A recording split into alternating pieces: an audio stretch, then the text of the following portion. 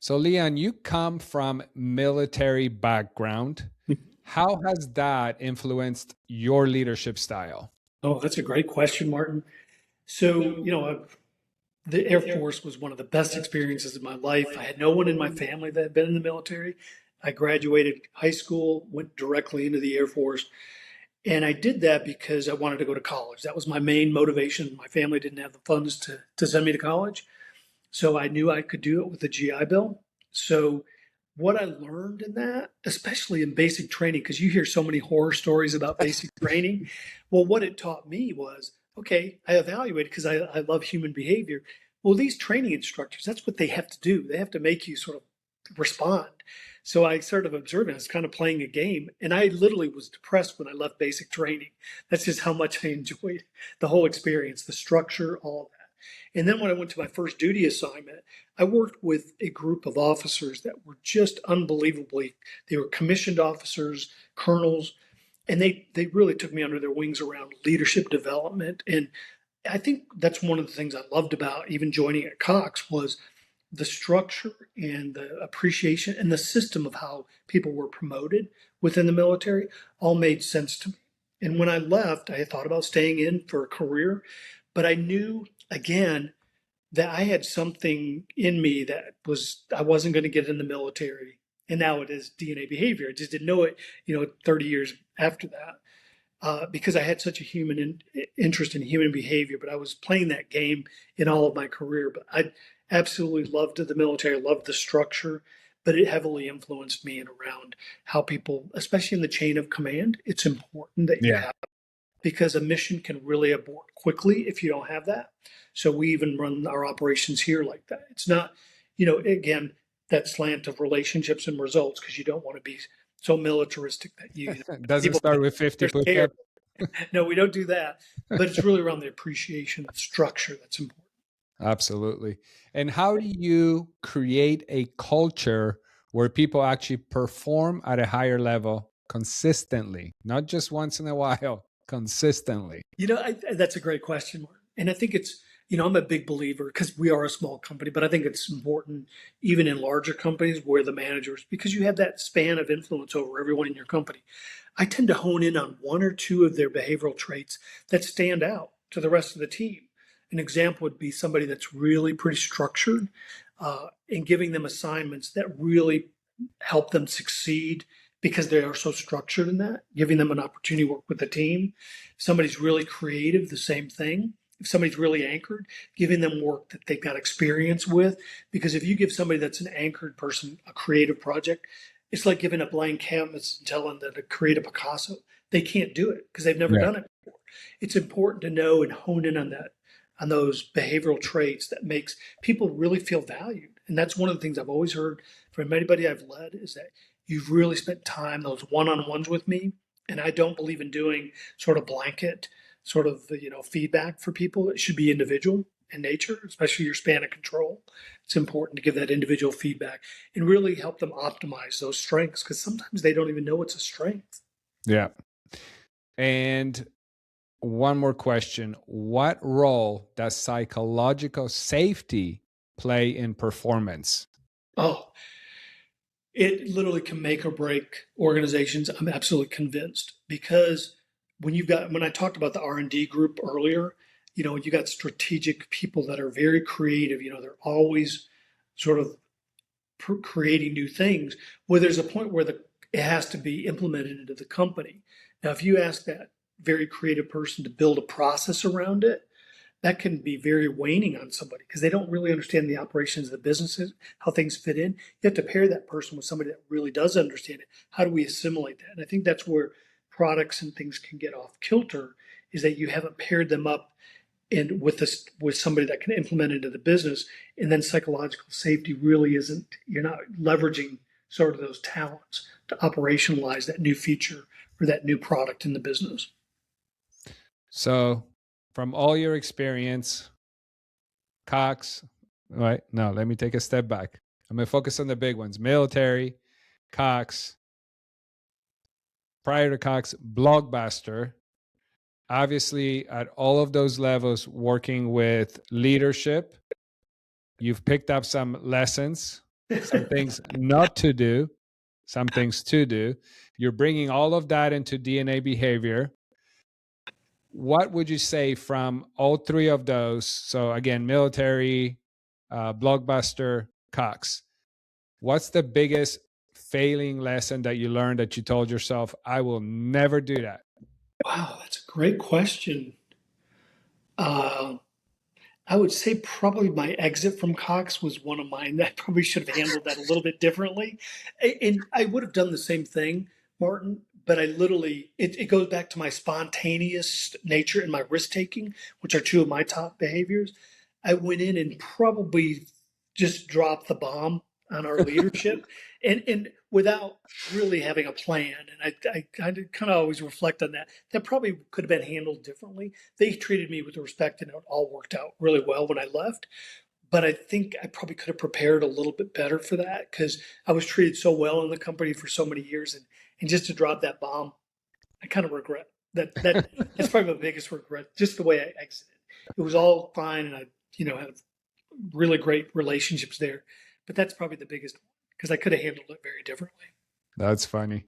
Well, we all handle things like that differently, but here you are, Well, it success. was a lesson in behavior. My behaviors are very spontaneous and risk taking, and that was one just waking up one day and making such a rash decision. Probably So could have. no more dropping bombs. I really worked not to do that. Awesome. Well, congrats on everything. Thank you again Thank for you. being on the show. Super excited. So, what is one leadership lesson you believe more people need to hear right now?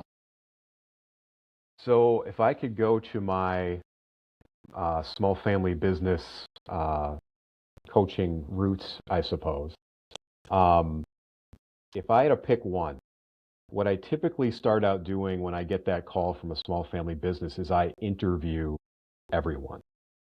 And the interesting thing about the interview process is I'm going to go back to who called me, typically the founders, and they're going to know about 80% of what I tell them. But it's that 20% of what they didn't know that actually changes what they do going forward. And so that 80-20 rule comes into play.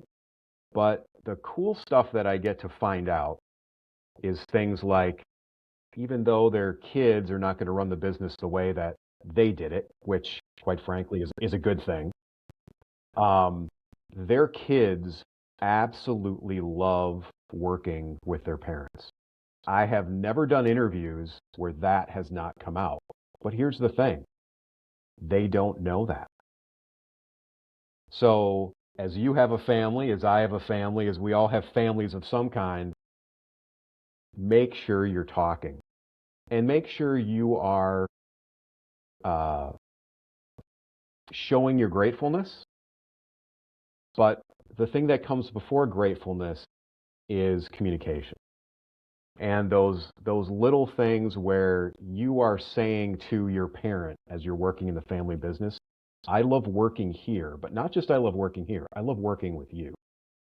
That's a really important thing. And quite frankly, after all the interviews I do and the reporting that I give to, say, the founders, that's like the best thing I get to tell them by far. That's awesome. That is great news. I would love to hear that.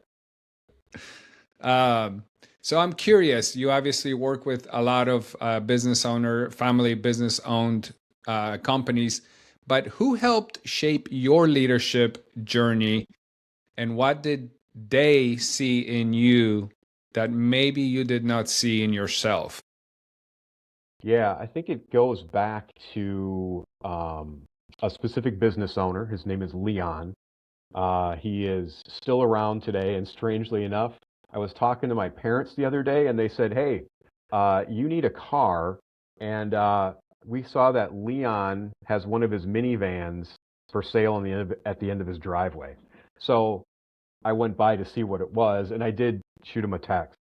But this was a guy who was a serial entrepreneur, and the cool thing that he would do for me is when I was younger, high school, college, and I was kind of between jobs or I needed a little bit of money, he would call me up and he just kind of knew when to do this. And he'd be like, "Hey, Ryan, I'm working on a project. I could use some help." Now, Did he really need some help on the project? I'm not so sure. Did he pay me a decent hourly wage for helping him out? Yeah. But I think the thing I learned the most from him was give a call to somebody who might need some help, and you never know what you might find. And so what that did was that helped me with coaching, and I really love seeing the competence in other people kind of come out. And so that's kind of what drives me as a coach. So what Leon taught me, and by the way, he even did this to one of my high school friends as well. Called him up once, kind of aimless, didn't really know what he wanted to do, and actually found out he had this knack for these certain things, and that kind of that helped his career to what he's doing right now. So if you could reach out to one person, might be a kid of a friend of yours, something along those lines, do that, because that really shaped me. And quite frankly, I learned more from Leon about business than I did throughout my whole undergraduate college. So, note to everybody, don't be scared to reach out. You Yeah, never know. exactly. That's awesome. When you look at leadership today, where do you see the biggest mismatch between people, roles, and expectations? Mm. Wow, that's a really good question. You know, I think we've heard enough of how you need to hire for a cultural match with your company, somebody who enhances your culture. And again, I don't. That's the right thing to do. Is you need someone to be hired in your company who will not just fit the culture but enhance the culture. And sometimes we just talk about cultural fit, and that's all we talk about. I want somebody who's going to enhance the culture, who can take one of those pieces of the culture. Maybe it's customer service, right? And that aspect of your culture, and show us all how to do it better. Rather than going for cultural fit, I coach my clients to go for what I call a cultural enhancement. So find that competence. We're going back to competence now. Find that one competence in that person and understand that they can actually enhance your culture, not just have a cultural fit. Because quite frankly, and as we've discussed before, if you're just kind of reactive, being reactive is that precursor for getting stuck. And to get out of that, you've got to be intentional and proactive to get out. Yeah, being reactive, you can stay in that reactive cycle forever, just Yep. continuous reactions to, yeah, being proactive definitely sets you ahead versus, again, running in a circle, or what is that Right. rat thing called? The little wheel? Yeah, the hamster wheel. Yeah, Yeah, there you go. there you go. What behavior separates leaders who create momentum from leaders who slow teams down? You know, I think it's a mix of curiosity and humility. And here's why I say that. So, most founders, serial entrepreneurs, again, that I've been around, are always curious. They want to find out why something is the way it is. But if they're not humble, then they're going to go off and just kind of do it themselves, right? And they're not going to have any followers. So, again, nothing wrong with being a solo entrepreneur, inventor, serial entrepreneur on your own. But if you want to go to the next level, you know, it's that mantra of if you want to go fast, go yourself, right? But if you want to scale a company, you got to go together. And you have to understand that in the beginning, it's going to feel slow. But you will know when suddenly everything is launching and feeling a lot faster, even faster than you could do it on your own. So that's what I would say to kind of answer that question is you've got to be not just curious, but you've got to be humble, because that humility is going to motivate you to go back to your team, you know, the smart people that you hired, and ask them what they would do in that situation. Even if you know the answer, go and ask them anyway. Because again, Maybe it's that 80/20 rule working again. You might hear something that you haven't heard before that has filled in the gap of what your brain has been trying to work on for the last several weeks. Absolutely. Set that ego aside. What is a mistake or hard lesson that made you a better leader? I think anytime I failed and I could count the cost of that failure, whether that was in losing a friend, whether that was in losing money. There's still that I teach, and one of the lessons that I talk to my classes about is the time I made a $35,000 mistake with a client, and how my solution to that, or my remedy to that, was I'm gonna I'm gonna refer them enough business to make up for that failure in dollars. And so I keep track of that in my head, right? I don't talk to them about that, but it's a lesson that I learned, a mistake that I made. Now, can my referrals make up for that in my own head? Maybe. And would I be referring business to them anyway? Yeah, because they're really good at what they do. But that's kind of how I track things. Now, right or wrong, I don't know. But I would say anytime I have failed and it has cost me something, those are lessons that I learn, um, not to repeat those same things. So that's the answer to that question. Awesome. How do you build trust quickly with a Hmm. team, a board, a client, or a new relationship?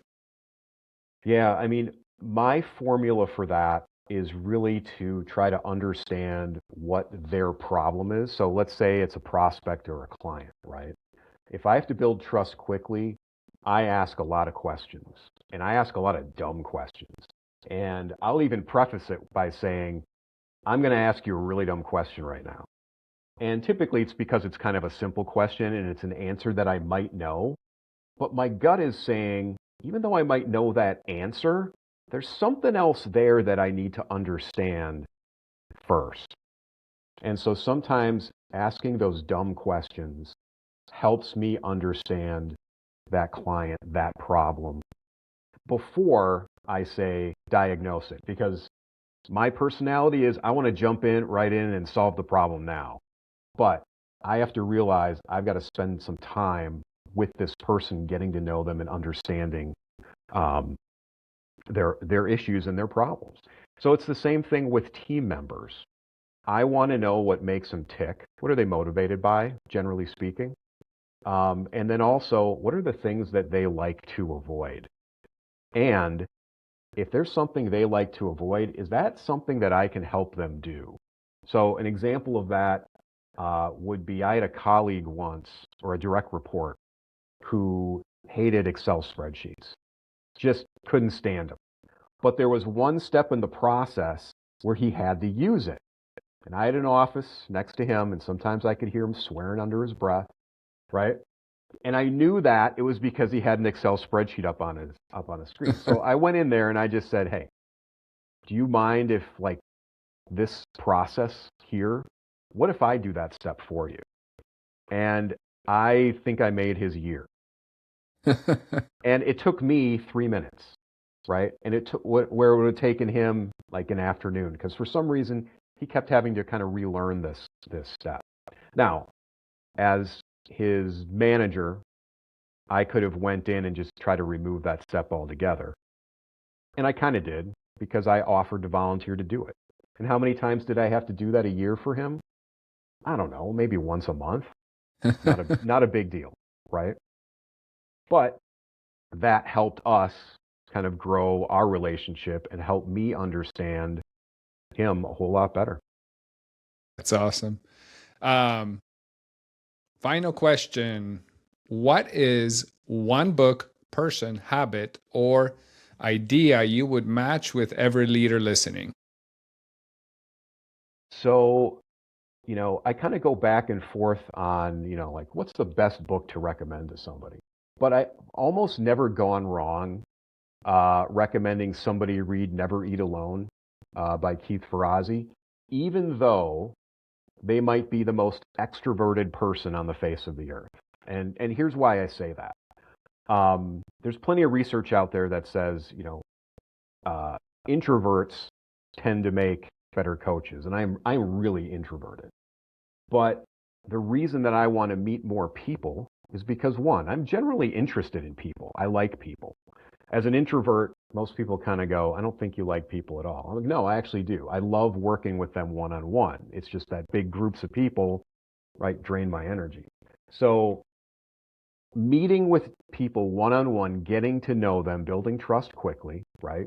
And just talking about not necessarily business, but other things going on with them is really good. And if you want to intentionally, right, build your network, which in business you've got to do, without a doubt. I tried to do it without that. It doesn't work. But that Never Eat Alone by Keith Ferrazzi is a really good book to help you understand not just why you want to do that, but also how you want to do that. So we'll get right to it since this is a quick, short version. What is one leadership lesson you believe more people need to hear right now? One leadership lesson that I view as absolutely critical is do as you would ask your team to do. In other words, a lot of times we see leadership in a traditional sense equating to management. And at the end of the day, the reason why the most successful leaders are leading by example really comes down to earning the respect of the team that works for you first, right? If they can see the leader or manager do what good looks like, lead a team as they would be a seller or producer or contributor themselves, ultimately that's how you gain the respect of the team, but at the same time demonstrate a playbook for how you want to run your team as well. So at the end of the day, I think we kind of have lost this, or we're departing from this time where we have companies with multiple ranks of leadership, and I think that's getting really compressed. I almost feel like VPs are asked to do the roles of directors, directors are asked to do the roles of managers, and managers are asked to do the roles of an IC. And that's true because like things have gotten much more competitive. Things have required to be a lot leaner than before. Traditionally, leaders have a defined role, whereas now it's a much more evolving role. And so when you think of what that all means when you combine it with managing a team, that can actually create a lot of chaos for the team too, right? And so the key is lead by example. Do as you would ask your team to do. Lead by example. Build the playbook as you're teaching it to. I love it. And I'm going to add one thing to that. When you build that trust, when you're asking people to do something that you're capable of doing, and they see it and they follow your lead, they do as you do.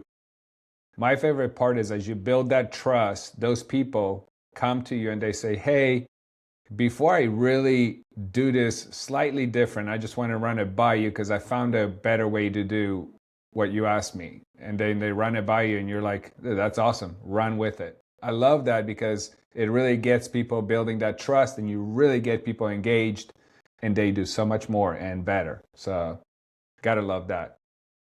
Yeah, I mean, I can't, I've worked for managers in the past that were like great individuals, but and my entire career has been built in the sales profession, the sales and the GTM lens of any organization that I've been a part of. And so even as an individual seller back in the day, and I had a leader, it was very tough for me sometimes to go to that leader on a particular strategy I was trying to deploy because the leader themselves haven't done a whole lot of selling. And so a lot of times, like I had tremendous respect for them as a person, as an individual, but as a coach, it was quite difficult, right? If they themselves had not done the selling, right? Absolutely. Whereas like from my perspective, as I've continued to move into sales leadership, I have still always been on the front line no matter what. I've always been customer facing no matter what. In fact, 60, 70% of my time is spent customer facing, largely because At the end of the day, it's A, trying to drive the outcomes, support the team where they need the support, but then also showing them an example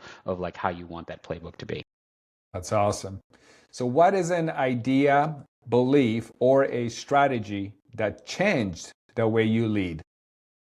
Yeah, I think it was the concept of realizing that moving from an individual contributor to a leader requires like radically different skill sets. And I remember like as an individual seller, the only thing I ever wanted to do, I was like, hey, I want to go coach people. I want to lead teams because I'm a really successful seller. And those are actually really polar opposite skill sets, right? Like just because you're a good seller doesn't necessarily mean that you're going to be a good leader, right? In fact, it requires polar opposite personalities in that to be a really good seller, you need to be extremely caring of the customer, extremely caring for the work that you do, but you also need to be remarkably selfish with your own personal time. You need to be radically focused on how to drive that specific outcome. And then when you think about leadership, it's actually the exact opposite, right? Still want to have ultimate care for the customer, but it requires you to be radically selfless with your time and radically available to everybody that might need you.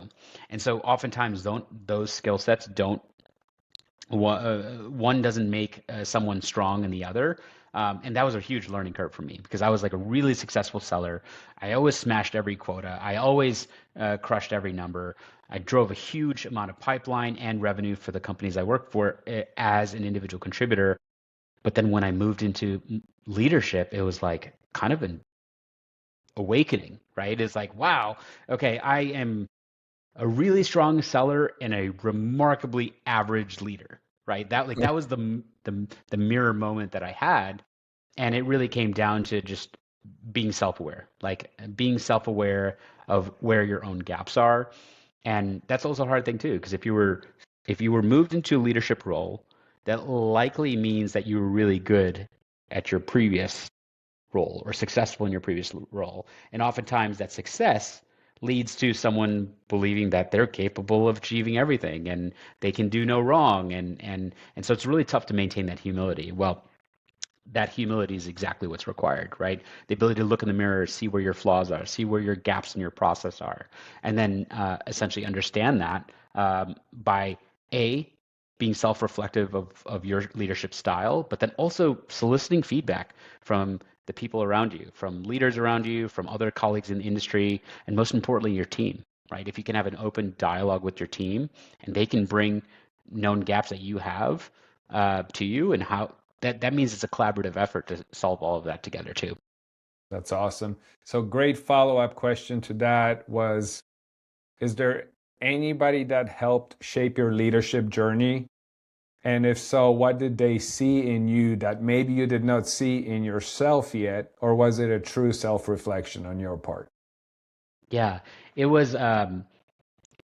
There's a man named Ray Carroll, and Ray. This is back in my days at Tapcart. Tapcart is a mobile app provider for brands that are on Shopify. And Ray was an incredible leader. He was the VP of sales of the organization. I was an individual contributor at the time.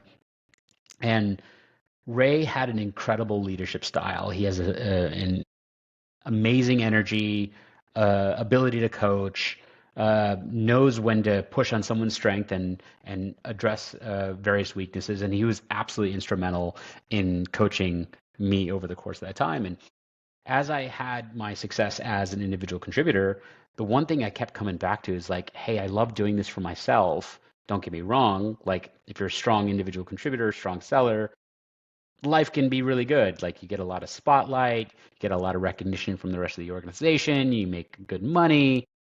But there was something that always kept coming back to, and it was like, I want to coach a team. I want to manage growth. I want to invest in people. I want to see other people win in their career as opposed to just seeing me individually win in my career. And I kept coming back to that. And I brought that to Ray. And Ray challenged that, oftentimes like, hey, Neil, you're a really successful seller. Are you sure you want to do this, right? That probably limits your income trajectory by going to a management role compared to what an IC can potentially do. But he walked me through that entire process of what leadership looks like, right? Ray was a very successful go-to-market leader. He was previously at Marketo, which had a remarkably large exit early sales hire over there and led them into a huge outcome, and continues to do amazing GTM work to this day. And so one of the things that I'll never forget about what he did for me was advocate both both to the entire leadership team in a scenario where, hey, every leadership team member said, are you sure Neil should move out of an IC role? He is doing 1/3 of our revenue right now. Like, why would we want to move him out of an IC role? And Ray continued to advocate, continue to mentor me to get me ready for that next level, while also advocating from the top. So he was someone that saw something that others didn't see. I saw it for myself. I knew I had the desire to be in a leading role and to build as a part of a greater mission. He saw that too, where others may not have. He invested in it, he made the bet, and he ultimately helped me get into a sales leadership role at the organization where I was able to run the team as well. So forever thankful and grateful for what he did for me. Way to go, Ray. Shout out to Ray. What is one action leaders can take this week to get better results? Put yourselves in the shoes of your team. I think we are in the most cutthroat environment that we've ever been in. Companies are in a place where every single process is being questioned. Every single process is being changed. Teams are getting leaner, and for those that are still on that team are being asked to do more. The world is changing at the fastest pace on record. AI is the largest driver of all of that. And with all of that, every single person on a team is feeling their own version of chaos, is feeling their own version of radical change that's taking place, and a feeling of like the ground moving underneath them.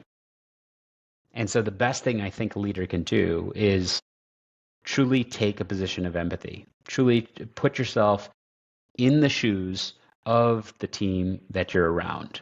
And that's not just the team that you manage. It's like other leaders at the org as well. Everyone is having to manage their own personal change, professional change, and organizational change. And the better you can understand that, or make an effort to understand that, the better you're able to work with your team, earn that trust, and build towards a solution, right? I think the one constant that we have here is, because of this now new pace of change, this pace of change is the new normal. And if anything, it's only going to get faster. That chaos and floor moving underneath you type of feeling is only going to get more exacerbated. So the better you can understand your team, truly like have those moments of like self-reflection, but then also allow them to do self-reflection. There's going to be a lot of therapy moments needed. There's going to be therapy conversations, conversations about relationships, conversations about just emotion and how the world is changing and how their place in the world or organization is constantly changing. And so the better we can understand it as a leader, the more empathy we can also lead the organization with as well.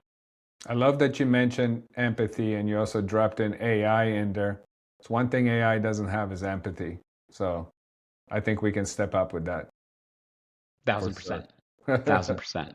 When you look at leadership today, where do you see the biggest mismatch between people, roles, and expectations?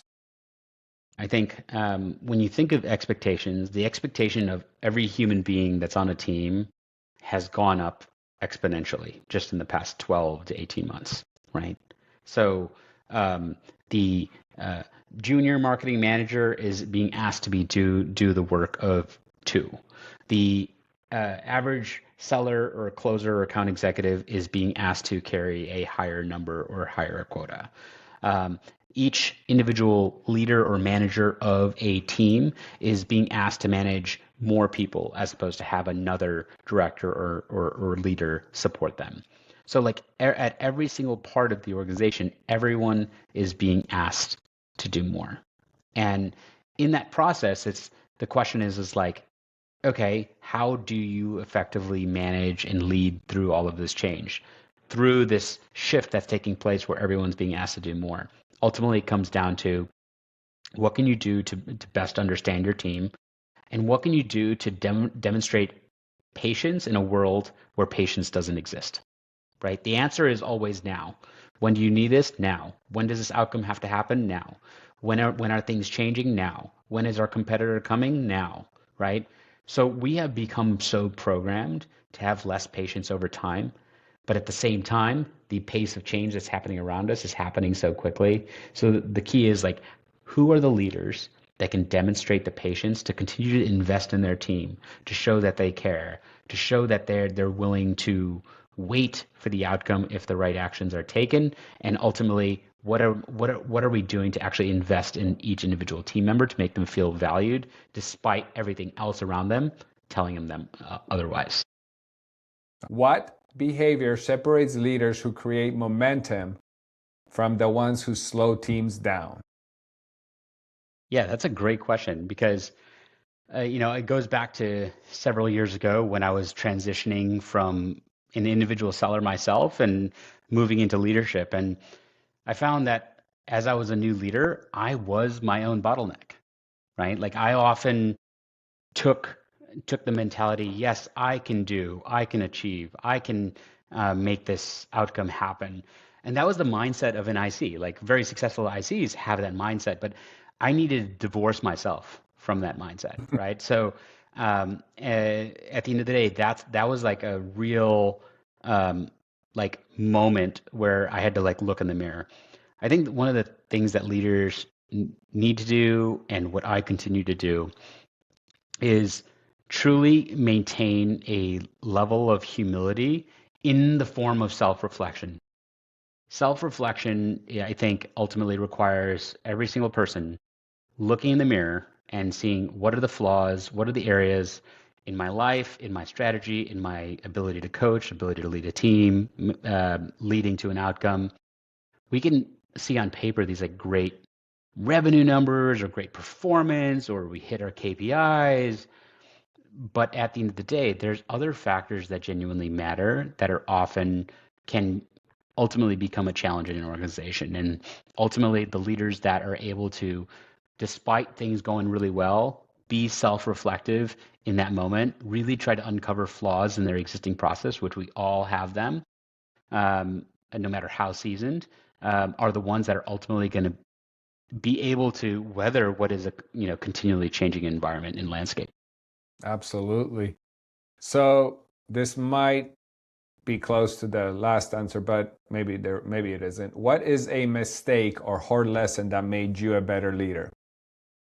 Yeah, I think the hard lesson was just because revenue outcomes and KPIs are being achieved doesn't mean that that's the full picture.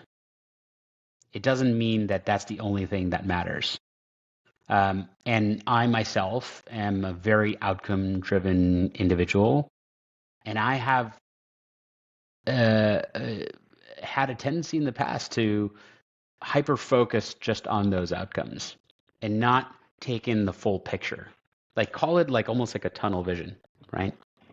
And tunnel vision on an outcome, those are things that have negatively impacted me in the past, but at the same time, the awareness that that is an internal flaw is equally what combats that too.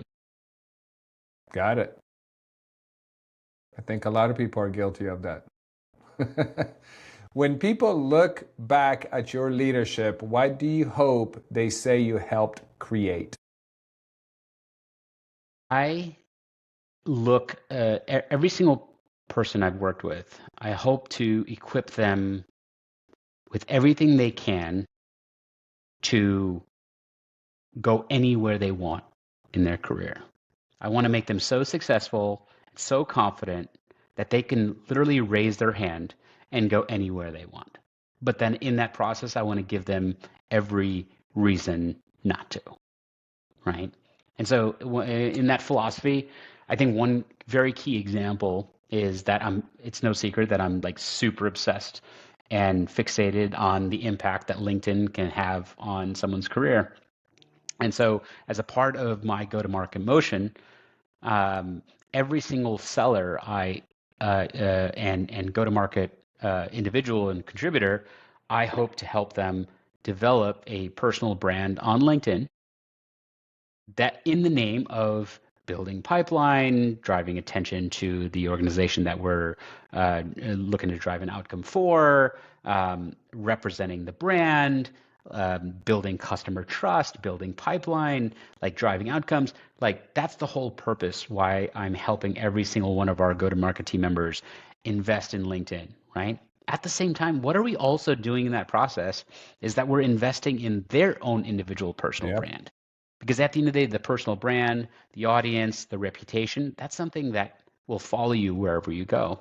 And I recognize that by helping that individual build a presence on LinkedIn, yes, I'm helping the short-term goals of driving revenue and pipeline, but ultimately it's also equipping them to raise their hand and go anywhere they want, right? So for me, I hope every single person that has ever worked with me sees that everything I do is to invest in them. My intent is always in the right place. My care is it comes from the deepest of my heart. I want to see everyone around me succeed. It really comes from a place of being so grateful on anybody that gives me the opportunity to work with them and support them. I want to exchange that back and give that right back. And the way I do that is by investing in them, showing them that I care. Listen, I am far from a perfect leader. There's plenty of flaws I think we can probably identify. But at the end of the day, if there's one thing that never goes away is the care I have for the individual team members. And I think everyone that has ever worked with me would say that exact same thing. I love it. Really do. And guess what? Even if they do go somewhere else, and maybe they don't make more money, if they're not treated the way they were treated by you, they'll be back. They will. And I know that because I've had people that have done that and they came back. What is one book, person, habit, or idea you would match with every leader listening? Yeah. I absolutely love the book, The Challenger Sale. The Challenger Sale is a book that has multiple purposes. I think in its traditional sense, it's viewed as a sales and sales leadership book. But the book can have so many different angles in which you can study it that it's not just reserved for the sales profession, but for really all leaders. And why that is the Challenger Sale identifies different personas of people on your team, right? Different types of ways that they operate, of the behaviors that they have, performance, the way they go about achieving performance. And it kind of gives these different characters and personas for each one of them. And it really gives a good insight on like what are the actual like strengths of these personas that gives insight into the leader of what they should lean into and accelerate and double down on. At the same time, it gives a great insight on like what are some of the drawbacks of those personas as well that you should coach towards, right? So Challenger Sale, amazing book. It's an amazing book for individual sellers. It's an amazing book for sales leaders. It's an amazing book for all leaders that are running any sort of team because it just really gives you the opportunity to understand the different personas that can exist on a team, which is really tough to often conceptualize and coach towards. But this does a fantastic job in doing so. What experience shaped the way you think about leadership? Oh my goodness. I think I definitely know. I was on a leadership program with an organization called Landmark. It was a 7-month program and it was leadership because at the end, if you met some measures, you would then become part of their leadership body and help to make decisions. And they had 5 kind of really strong pillars. And underlining all of the leadership was integrity, being your word. And I definitely I saw that at the time I had a very weak relationship with my word. I would say things, I wouldn't honor it. I would make excuses and reasons. And so going through this, I guess it's like an incubation period of 7 months where you're constantly honoring your word, cleaning up where you haven't, you gave someone a promise and then you just forgot about it. But trust me, that person still remembers. And it really had me see that if leadership is on a really weak kind of foundation, then you cannot lead, because it diminishes trust, people lose respect. So I think that for me, leadership has to sit on some core values and core pillars, which I know that you follow, and many of your guests come here to share what is leadership and how can you be a better leader who serves. Absolutely. And most of us build those from some failures or learning lessons. So yeah, doesn't just happen overnight. No, I say fail your way to success. If you're not 100%. I don't even call it failing anymore, Martin. I just call it, I use a phrase more, it's learning how to do it better the next time. Perfect. Love it. Love it. You also say thinking drives behavior. What thinking pattern is hurting leaders most right now? Oh my goodness, great question. I don't think there's just one. I think that there's several. I have something called the Think Elevation, and it's 5 pillars, and each of the pillars is a thinking concept that if you apply it consistently, it will, elevate your performance and the teams around you. But there's something about consistency. I think the thing that I'm seeing is like the not just being authentic, the lack of authenticity, trying to put across a front that you've got it all together. And I see it in leadership. I see it on social media. It's I think it's just not being authentic, that you're not perfect. You're not meant to be. And that's where the growth is being vulnerable and showing when things aren't working and how did you work your way through it. So for me, I think I'm trying to be as authentic and transparent as I can and not worry about myself, because I think that's what happens. People worry what people will think about Yeah. them, What will they or think? people lose respect. What were Yeah. you going to say? No, I was just saying, yeah, people always think like, oh, I don't want to do that because what will people think? So scared and not realizing that somebody needs to hear it. Yeah. I'm a keynote speaker, and it's not just keynote speaking, but you have to meet people where they are. Hmm. Uh, you know, i- Absolutely. if you come in speaking and you're on this high pedestal, there's too much of a large gap for people to jump to. So we say meet them where they are, go down into the basement, have them see through storytelling that you've been there, that you've struggled with whatever it might be, finances or marketing or whatever it is you're trying to teach or share with them.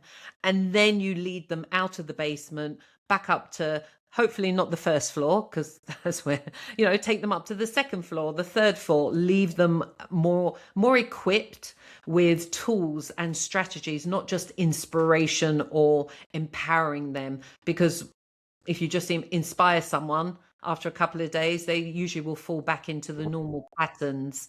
So yeah, that's what I would say on that. I agree. So, how does a leader separate facts from the stories they tell themselves? Oh yeah, it can be challenging, because sometimes I do say that it's not what happened that's actually upsetting you. It's the fact, and then there's the fiction. It's what you tell yourself Yeah. about what happened. So, say for instance, I when I speak on all areas of life, because I think it's really hard to separate the leader from home and the leader from your finances. Like, you're leading in all areas of your life. But I remember when I was younger, my mum would always be comparing me to my sister. And so I had a narrative that, well, I think I got upset at one point and I said, well, I'm not going to, if you don't accept me for how I am, I'm not going to accept you for how you are. And we had a very fragmented relationship. I think I could be with her for about 30 minutes. And then I'm like, I can't be around you anymore.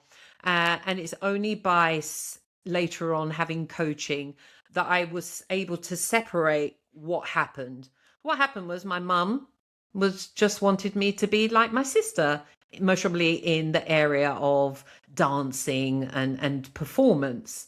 But I made it mean that she doesn't like me for who I am. And I had this whole story which created a really fragmented relationship. And that only changed when I went and had a conversation with her about it, not making her wrong, because as soon as you make someone wrong, their defenses and their walls will go up. But I took ownership of our relationship from my side, which had her, obviously people pull whatever you're saying, they're going to pull it back to themselves to see how does this relate to me. And then she's like, oh, well, actually, and she went back there and said, I just wanted you to be as good as you can be. I'm your mum. I love you. And that allowed me to separate what happened from my story. And so many people are running stories that have been in existence for 20, 30 years. I'm still running stories. Some of them are in my blind spots and I can't see them. But I think awareness, and I don't know, we could talk on many, many subjects, but I think awareness is the key, because if you don't see it, it's going to keep on running you the stories you have about yourself as a leader. Am I smart enough? Am I good enough? Like I have a framework called the NICER. You have to notice it, first of all. If you don't notice it, it's going to be running you. If things aren't feeling good, if you know that feelings help you get more present to what you're thinking. So if you're feeling anxious or worried, stop. Notice, what are you talking about? What are you thinking? Because that's driving your feelings and your behaviors. Then you have to interrupt it however you do. Jump on a great podcast like this with you and speak about it. Ring a friend, whatever it might be. Then you interrupt it, and then you can create something new. And then you'll take action, because I'm all about taking action, not just talking about it. Then you can take a new action. But you have to notice the story before you can interrupt it. I don't think you always have to go back and find out where it came from, which if you do, it helps it to dissolve because you've named it. But you can reframe it in an instant. So yeah. I'm trying to give you little sound bites versus speak for like 10 minutes on a topic, which I could. I know you could. You can also do it in 8. True. What did your work with behavior teach you about leadership in business? That we're all just human beings. We're all trying our best. Every day is fresh. It's new. We've never experienced it before. Isn't that's an amazing thought, actually. Think about that. Every day you wake up and you get to restart. Yeah. Restart. You've never lived this day before. Mm-hmm. You've never lived this minute before, this second.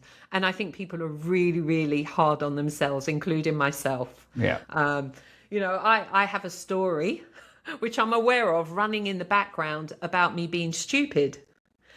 And I know. And all the evidence obviously doesn't point to that, but it was an incident that happened in school. I was in the top set, but there would be these students who just never had to study and they would just max out and get A's. And so I had this conversation that I'm stupid.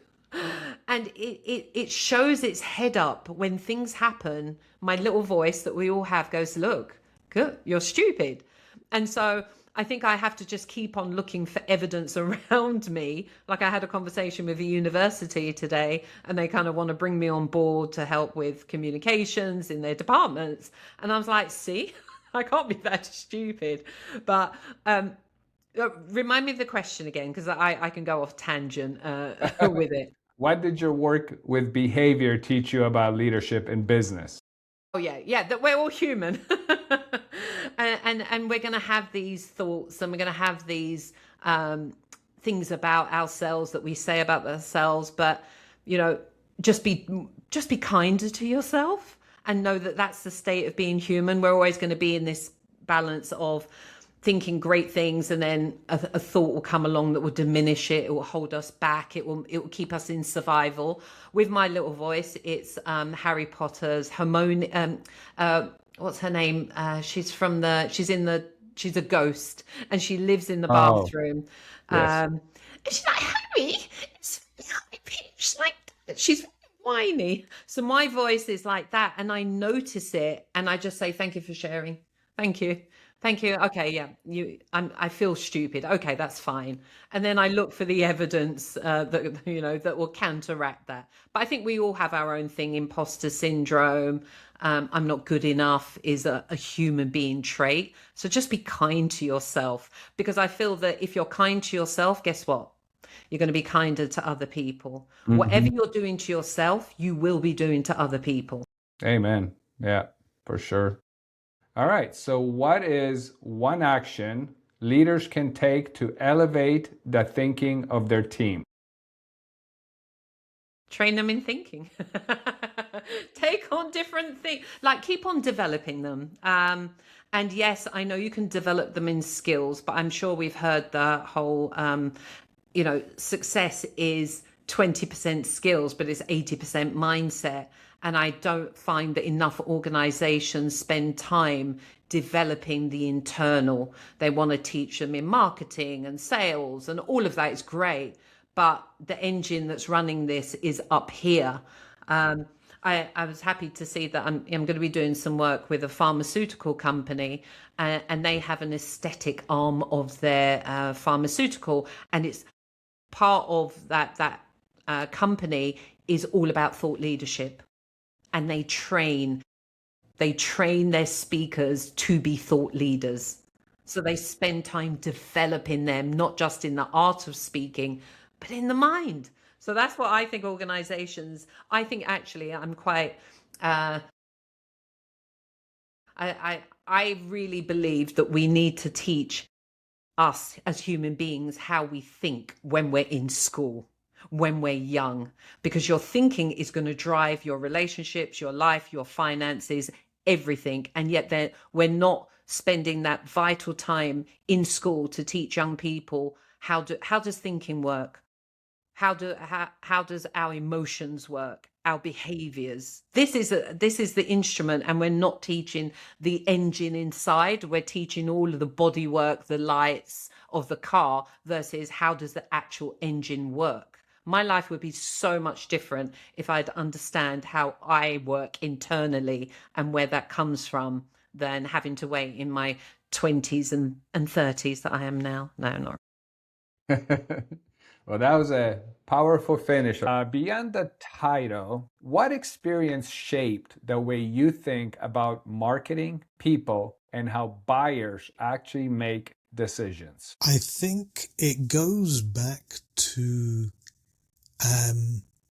a sales director, an old boss of mine, a sales director who I used to work with over 20 years ago.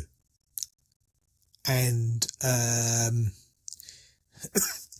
he was a stunning salesperson, without a doubt. But I think much of his success was down to the fact that, excuse me, he was a stunningly observant student of human nature and behavior. He could read the temperature of a room better than anyone I've ever met, past or present. And so he, going out on calls with him, and helping develop the business in new areas and that sort of thing, I learned a lot. But one of the things that stuck with me, and I still apply today, is how he taught me how to plant seeds in a buyer's mind. And the object of that exercise is, rather than tell them something outright, right, which is often misinterpreted as sales spiel, right, or it could be sales spiel, right, but rather than say something outright, he'd tell them an incomplete story so that they would join the dots in their head themselves. Do you see what I mean? Yeah. Right? So, in fact, buyers don't believe the claims we make. They believe the conclusions that they reach on their own. And so creating that environment for them to be able to make the decision themselves, it's no longer, you're no longer putting it to them. It's like it's like it's their idea. It's like they came up with it, So you And I spark think it, let them think about it. right, exactly. I think this whole attitude of stop selling.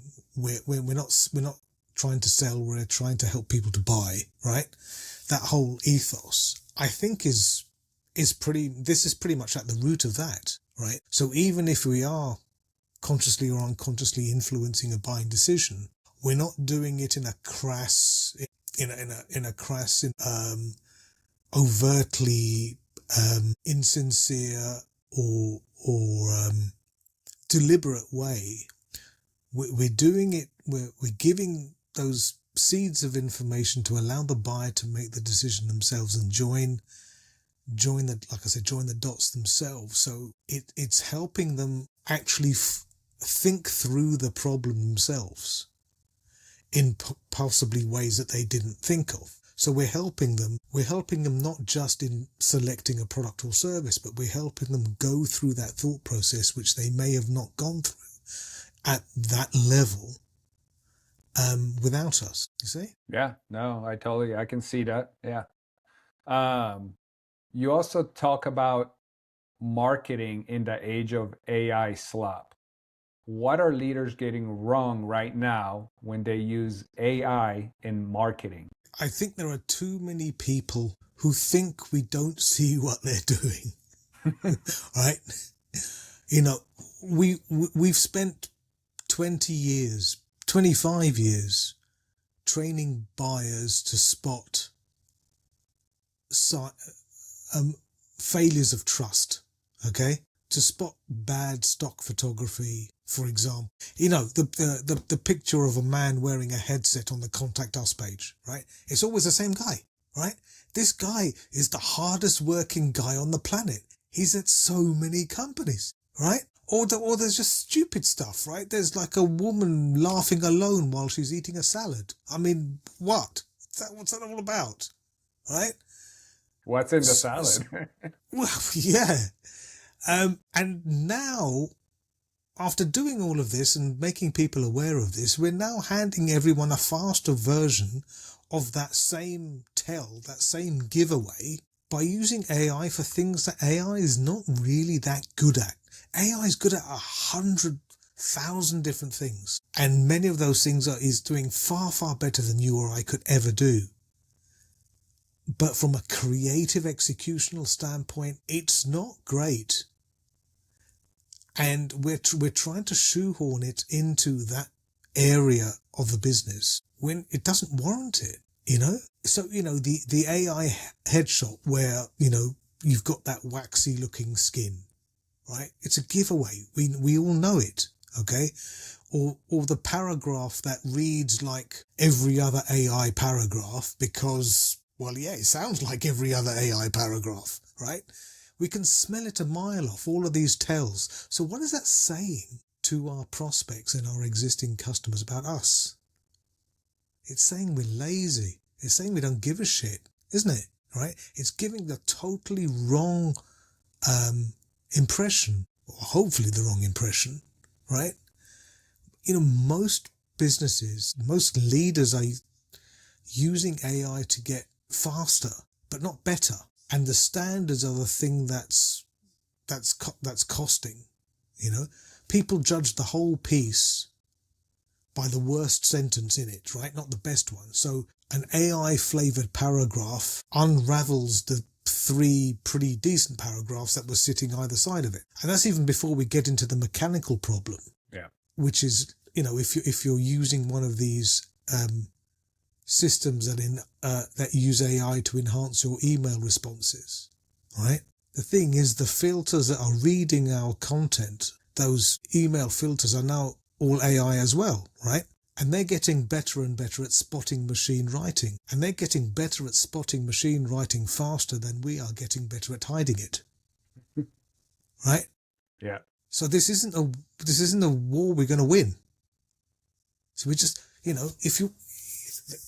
AI can be used for so many other things where it can enhance the business, where it can increase the opportunities, create better products and services for our customers. But for some reason, whenever a new technology comes around, it seems to be that the default reflex action is to look at how we can save money, how we can cut costs, how we can reduce headcount, how we can protect ourselves. And that's for anything, I'm not just talking about AI, but automations or CRMs, or you look at any of this stuff, right? Yeah. It's always been used from a protectionist, reductionist perspective, right?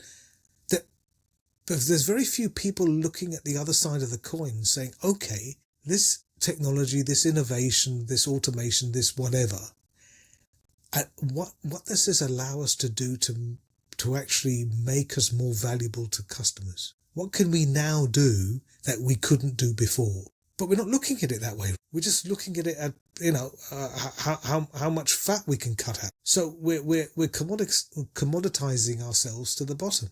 And then we're going to turn around and say AI killed our business. No, it didn't. We did. Pointing the finger at what they were hoping would speed up their work instead of enhancing it. No, there's two ways of looking at all of these things, isn't it? It's either a threat or it's an opportunity, right? So we should stop looking in just one direction, because it's a very deterministic type mindset to look at these things as being, okay, how many people can we get rid of us? And this nonsense about losing headcount with AI. You look at every single case done where companies have said they've laid people off. It's all a crock. None of it adds up, right? Just as fast as people lay people off, they re-employ them because they realise all you're doing is creating errors quicker. And these people weren't just sort of sitting there using up oxygen. They were actually doing something, right? But because part of what their job is not documented somewhere, right? The job description doesn't go down to the nth level of the syllable of what everybody does, right? There's a ton of stuff that you get up to during a working day that isn't documented. You don't tell anybody about it. You just do it. And the bean counters, the finance people, the economists, the accountants, they don't see all of that. They just see, well, your job is this. So if we just take that specification of job out and give it to AI, then we don't need this person. It doesn't work. Good point. Yeah. So with that being said, what is one action a leader can take this week to make their marketing more human, more clear, and more effective? I would say take one piece of outbound marketing that you have. Cold email, a homepage line, a slide from your deck, whatever it is, okay? Then look at what's in there and then cut out every puffed up bullshit claim that's in there that says something about you being the best or the fastest or the cheapest or the most trusted or some other crap, right? In the world. In the world, yes, right? And swap those bullshit claims for something else. Instead of this better, fastest, cheapest, we've been in business for 20 years. Well, big deal. Does that mean that you're better than a business that's been in business for 15 years? It's nothing, does it? Right? So get rid of all of that nonsense and substitute it for a fact that a buyer could actually go and check and verify. So all of this nonsense like highest quality and industry leading service, what does that actually mean? Right? And swap all of that stuff for a specific thing that happened for a specific client. Okay? Buyers don't trust objectives, they trust the thing that they can picture. And doing this, how long is that going to take? Half an hour, 45 minutes? Worst case scenario, an hour of your time, right? And I think it's one of the fastest ways to create something that sounds like the person who wrote it actually respects the person who's reading it. Like that. Well, there it is. There's the action. 1 hour this week. So love that. That's great. So before the CEO title, before the board seat, what experience shaped the way you think about leadership? Well, I've changed firms a few times in my career, which always brings a new set of experiences. But I've also sat on the principal side. So I've sat on the banking side, and then I went to CBRE and I ran their global M&A business for a couple of years. And so that brought me inside the management space of a manager itself. And, you know, from there, I've kind of wrapped that into building out our firm and took the CEO title. I'm not sure I fully appreciated everything I needed to do, but I just did it, right? You get out of bed and you've got a company to run and you just got to put one foot in front of the other. And then your company grows and you have to make more decisions. And I think, you know, companies succeed or fail based on those quality of those decisions. You have worked through major market cycles and different financial environments. What has that taught you about staying calm and making clear decisions when things are uncertain? Yeah. Well, the only thing I can assure that when you're an entrepreneur and you're building your own business is something is going to go wrong and you didn't anticipate it. That's the two things I know for sure. And I think it's calmer heads prevail, right? It's looking at the facts and the situation and then making a decision based on it. But I think what I've learned is that sometimes you have to pivot, right? Or you have to say, what I'm doing isn't working. And so instead of getting bogged down in what you're doing and waiting for it to work, you know, they always say you should keep pushing and pushing and pushing. Well, maybe what you're doing isn't right and it's not working. You don't have a market for it. And so you have to adjust. Like, so for us, we started out as an M&A shop, you know, advising on real estate investment management deals. Over time, we've expanded our capital raising business. We have a very large consulting practice, which has allowed us to balance out the types of business and the types of clients, but also to be able to work no matter what position of the market we're in, right? But none of that was by design. It was, well, we see an opportunity, how are we going to take advantage of it? And now we've got a principal investment business. We're looking at building that out too. How did that come about? We saw something, an opportunity where we weren't taking advantage of it. We're like, well, how can we do that? But that has allowed us to cover for ups and downs in the market where sometimes things are tough and you got to figure out how you're going to navigate through that. I think the biggest mistake people make is that not recognizing the difference between when you should quit and do something else and pivot or stay the course. And for me as an entrepreneur, intuition is I just make the call. And I've been fortunate that those calls have been the right calls. But I think if you don't understand and you can't get that balance right between those things, it's why so many companies fail. So this next question, I'm really looking forward because I remember 2008, and you co-founded the Center Cap Group in 2009, right after in real estate. Yes, exactly. Oh yeah, what a great idea. Yeah. So what did building a firm during that period teach you about resilience and timing?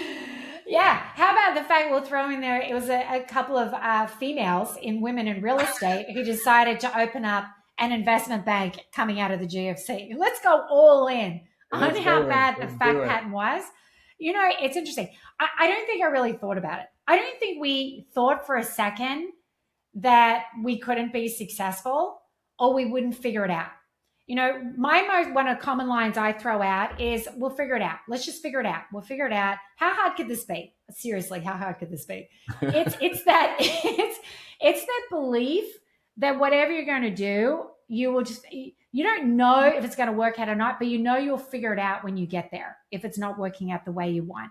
So an opportunity came to us to work on an investment management deal. We took it.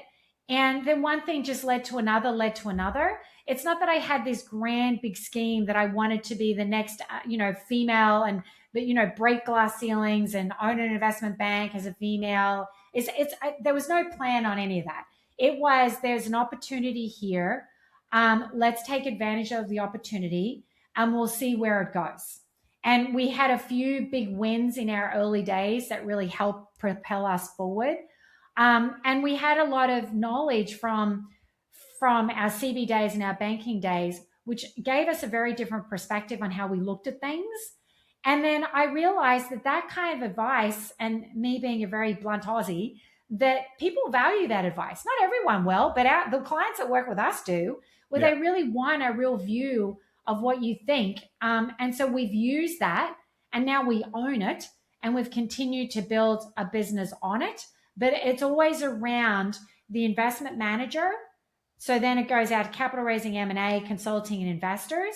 But it's understanding what we're good at and staying around true to that, and then figuring how we can branch beyond it.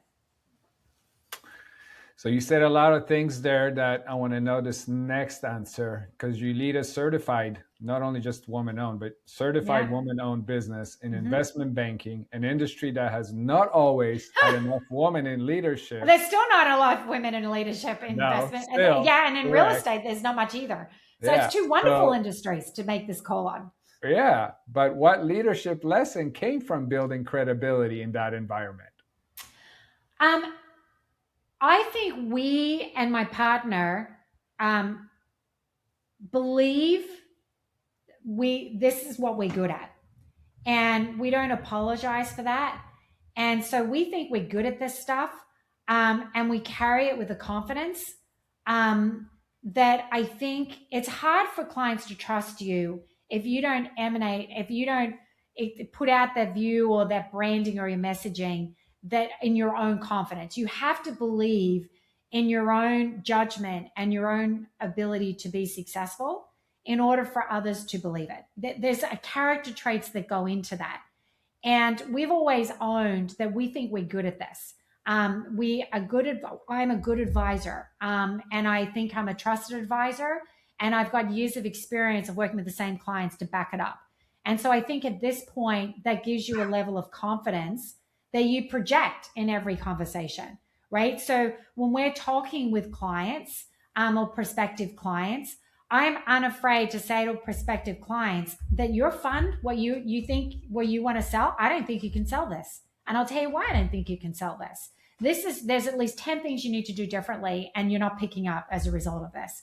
And I'm okay. They may walk away and say, I don't want to work with this person. 99% of the time, they say, actually, I want to hire you. Can you come and help me fix this so that we can do a better job? I'm like, sure. And so I think you have to have that level of confidence in yourself and believe that you can achieve anything. And at this point, we look at it as, well, what's the next step forward? And how hard could this be? Surely we can figure this out. If other people do it, we can do it. And so we project that, and I think we own that capability at this point. Did you think I was going to say that? No, but in a way I did. I mean, you're so confident, and and if your partner's on your level, wow. Well, thank you, Martin. Awesome. You're so nice of you to say. It's awesome. What is one? We're getting into the match now. Yeah. What is one leadership lesson from your career that you would match with every executive listening? How can you help them out? Yeah. Someone told me this when we started up our firm, and it has stuck with me through to this day. So I'm happy to share it because it is absolutely true. The people you thought would help you be successful once you've started don't show up. And the people you least think will be helpful, they do. And what I mean by that is that we have a whole bunch of people associated with our firm, our advisory board, people we work with from lawyers, accountants, etc., that have been with us a very long time. Most of those people I didn't even know when we've started up, but they have been supporters of ours and have stuck with us since day one. And yet there are other people from old banking days that you could think would help you and show up, and they haven't. And we haven't asked anything of any of these people. But what's been interesting is the number of people that have wanted and have said, how can we help you, Deb, become more successful? What can we do to help you with your firm? How can we get more involved to help you out? And they've done it for no other reason that they believe in our business and believe what we're trying to achieve. And I see it and I know it. I'm forever grateful for it, because I think that those relationships are really hard to come by. And if you find those relationships, you hold them and you clutch them and you don't let them go. But you have to put work in them. Like all of these people that the backbone of our company and our clients, it's our clients too. Like I said, we've had clients for 15 years. All of our clients are through referral. They're all inbound, and they've all showed up because they've been referred by a client, someone we work with, someone we know. And that relationship is a two-way street. Relationships don't come out just from them making the effort. If you want a real relationship, you've got to put in as much work as you take out. And investing in those relationships is super important. But so coming full circle, it's people if you want to be successful, you need other people. You can't do it by yourself. And you need people to show up. And so you have to figure out how to use your network, but also identifying people in it who are willing to help you build and help you going where you want to go. But realize that if you want something out of a relationship, you have to contribute as much as you take out of it. What is one action leaders can take this week to make better decisions, build more trust? I love what you're talking about, trust, or create more value.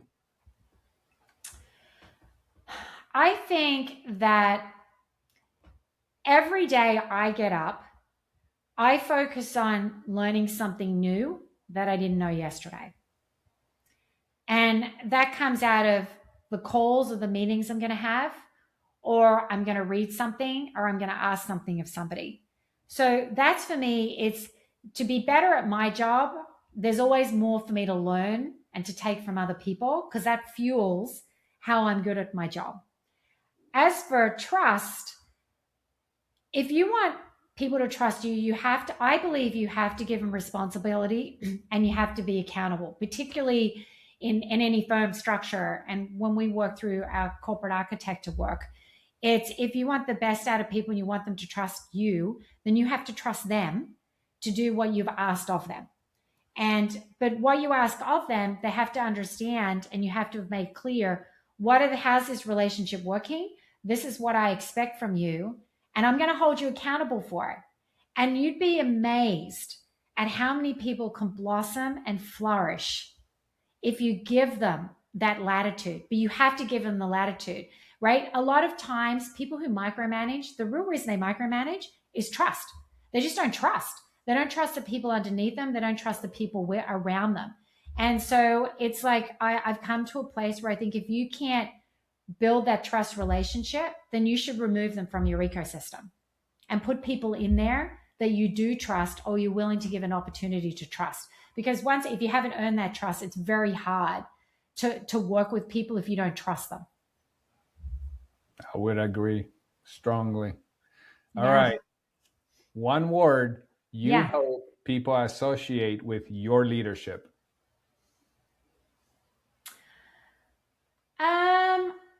That I'm a decision maker.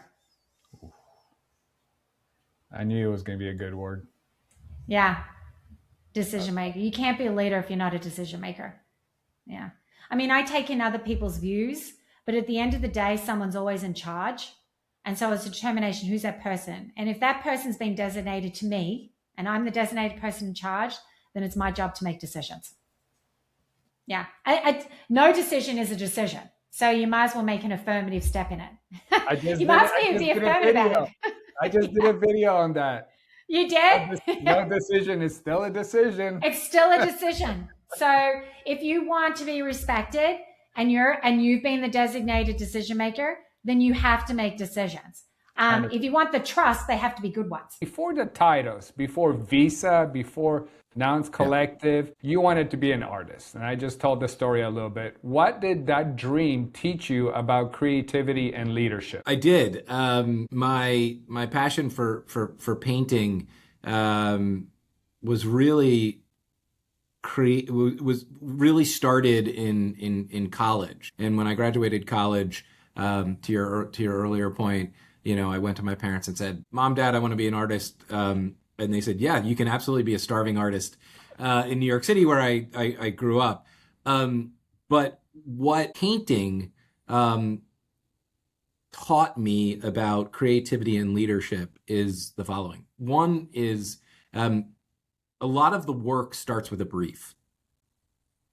And that is a topic, a story, a point of view that you want to tell. Knowing where you want to go is a great starter. And I say that within the context of the painting that I do and that I've been doing for the last 20 years is what they call, from sort of like the New York school, it's abstract expressionist. It's exactly Jackson Pollock and Rothko and de Kooning and like all of these amazing. And there's some discussion about, did they have briefs or did they let sort of their consciousness take over and just paint? For me, having a brief, having a story, a specific story, a topic, a point of view to work on makes me more efficient and actually makes me more creative. It's the idea of sort of constraints unlock creativity. I think the second thing is, and this was a cautionary tale from university, was the professors tried to get you to sort of like paint within the boxes and sort of divide the canvas into, boxes of 12, and then you paint one. It was almost like paint by numbers. And I found that incredibly stifling from a creative perspective and a leadership perspective. And the wonderful thing about the New York school of painting, the Pollocks, the de Koonings, the Rothkos of the world, is you got to sort of embrace mistakes. If you're not going to be painting in those squares, then mistakes are going to happen when you're applying paint to canvas, and you got to embrace that because it unlocks these exciting spaces and places and ideas to go that you wouldn't have got to if you were just finishing in sequential order sort of the boxes. And then I think the last piece is you got to give yourself agency to do a lot of nonlinear thinking, right? And that's the canvas is in front of you, and allowing the brushstrokes to take form or the action to take form is freeing because it leads you into new spaces that you wouldn't normally have gotten into. So the agency to really sort of do nonlinear thinking and let yourself sort of explore is fundamental, I think, to creativity and to leadership. So that's funny. I never really thought about it that way, but the way you just described it, apparently I'm an artist since I specialize in branding for executives. Yeah. Because that also all begins with a story. So yeah, I just thought I'd say that because you were just describing, I'm like, that's what I do. Absolutely. So when your parents pushed back on the artist path, how did you redirect that passion into advertising and marketing? Yeah, I mean, essentially after college they cut me off and they said, we've done all we can with you. Good luck. And I again wanted to be a painter in New York City, which is a hard thing to do. And so I needed to practically pay the bills, but wanted to do something that utilized that part of the brain coupled with the other side of the brain, which was, I studied economics in college, and I had sort of had a business mind. And so the intersection, the concentric circle of creativity and business led me to advertising. Now, again, I'm dating myself, but 20 some odd years ago, we were viewed, or I would view the industry as populated with a bunch of commercial artists. And that is the people that comprise the agency world that lived on marketing teams were writers and philosophers and photographers and animators and producers and actors and actresses. And everyone had sort of a creative, or many people had a sort of a creative bent, but they too had to pay the bills. And so that's why they were sort of in advertising. But back then, it was a different world where you hearken to the line of John Wanamaker going, I'm wasting 50% of my budget and I just don't know, or 50% of my advertising and I just don't know which. And that was true because back then the accountability the structure, the discipline of marketing and advertising was different. Like we just weren't held accountable for our actions to the degree that we are now. It's not that people weren't evaluating and trying to measure marketing, but there was less correlation and causation, tools, methodologies, and expectations back then. Fast forward 20 years on. The discipline, my journey has arced and pivoted to one of what I would call sort of a mad scientist. And it's all of those things. It's trying to rectify the John Wanamaker 50% of my advertising is wasted, I just don't know what or where, to we are much more structured. There's a discipline, there's a almost a scientific approach to how we do advertising and marketing that is very good, and it more aligns to this notion of trying to get better at probabilistic outcomes, such that we are generating bottom line business outcomes for the business, and we can, if not prove it, be more highly correlated to it. And I think we're going to get into some of this a little bit later, but that's been one of the footfalls in advertising and marketing is huge investment, right? OpEx, and everyone now going, we can measure everything under the sun. How are you generating enterprise value for the business? And it's incumbent upon us in the vertical and in the discipline to sort of go figure that out. But being a mad scientist is about a systematic approach to go do that, right? So you establish hypotheses, you then test your way in or out of those hypotheses. You then communicate your findings, you optimize, and then you test again to sort of establish patterns, right? We're all in sort of like the search for, in science, right? The search for truth, which sounds very esoteric and, sort of amorphous, but the truth in marketing is about driving enterprise value. And if we can't do that, then I don't know why we're in the business. And that goes back to this notion of we're no longer a bunch of like commercial artists who like to make TV ads and, move pixels around. It's about what am I doing with these things that's actually going to generate a return on the business. Yeah. And you've also had worked on major brands and global partnerships, which include Visa, NFL, FIFA, hey, go World Cup, and the Olympics. What separates creative marketing from marketing that actually drives business? If there was like one point you can point to. Yeah, I think, and it's going to sound strange, but it's about adopting an investment philosophy. And that is the notion of compound returns. And you're going, what the hell does that have to do with marketing?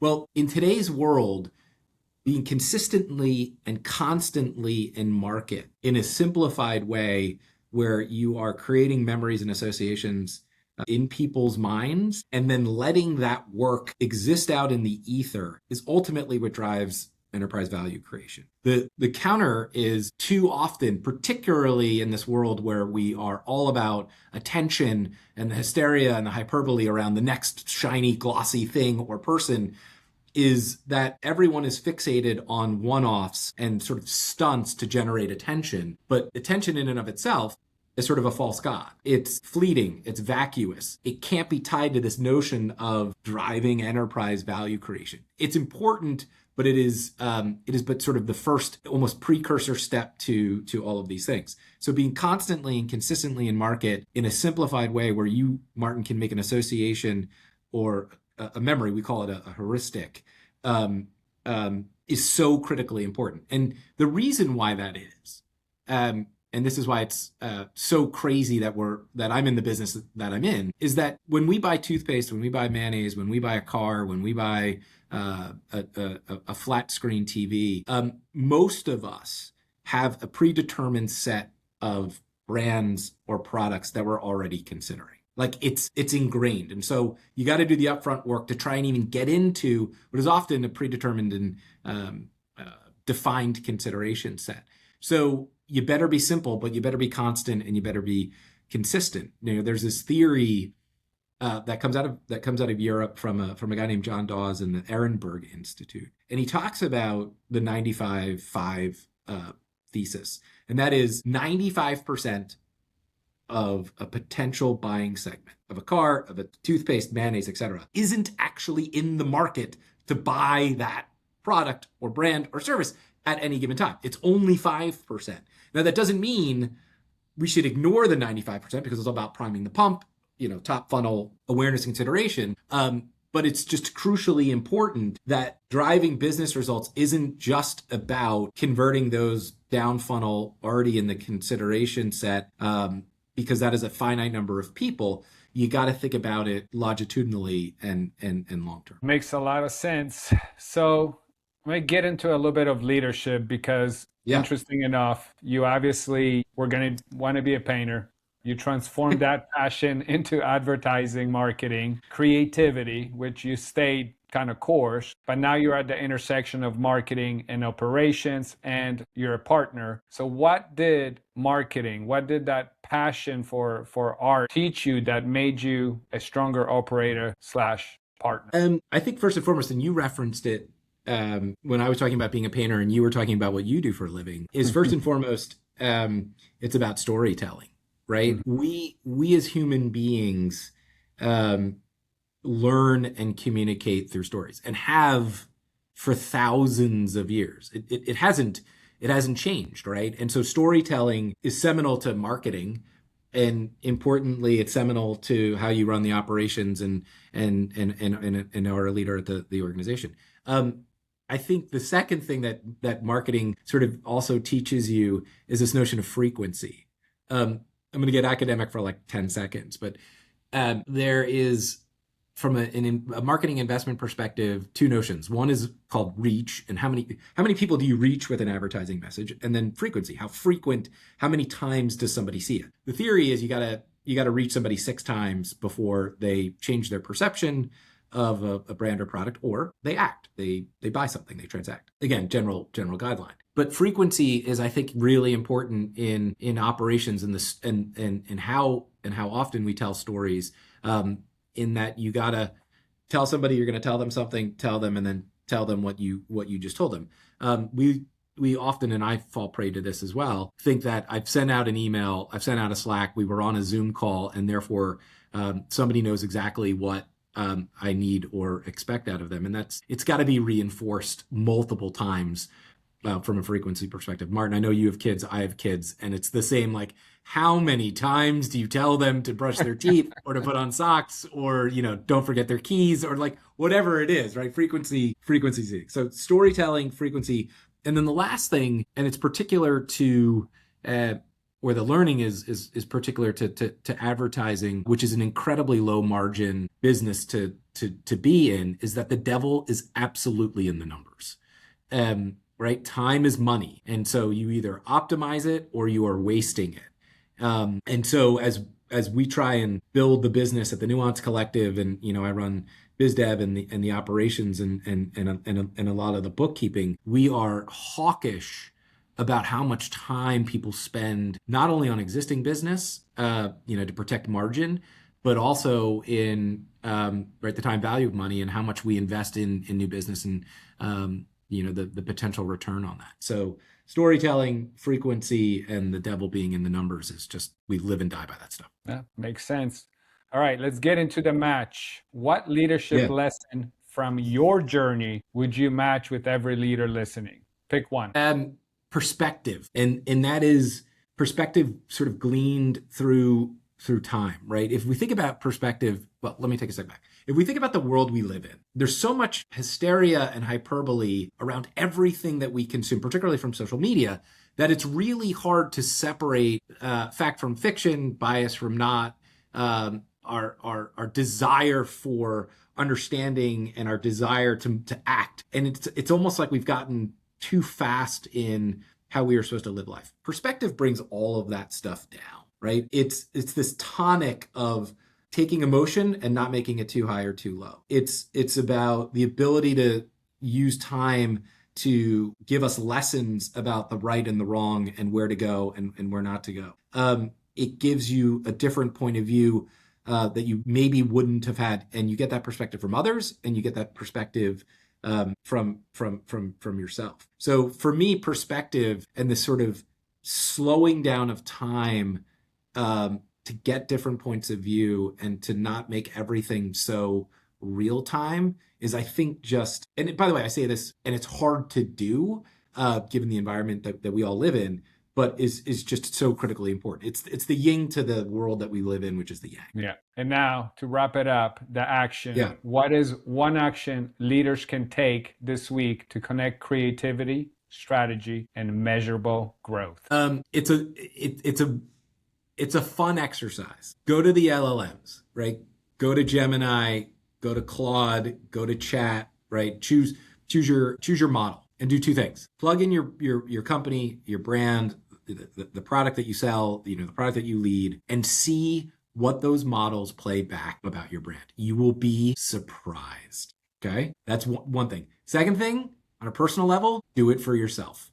And you will be surprised. No, because right, I know we didn't really dive into sort of the perils and the promise and the potential of AI, but stating the incredibly obvious point of it's not only here to stay, but it is transforming nearly every facet of our business and personal lives.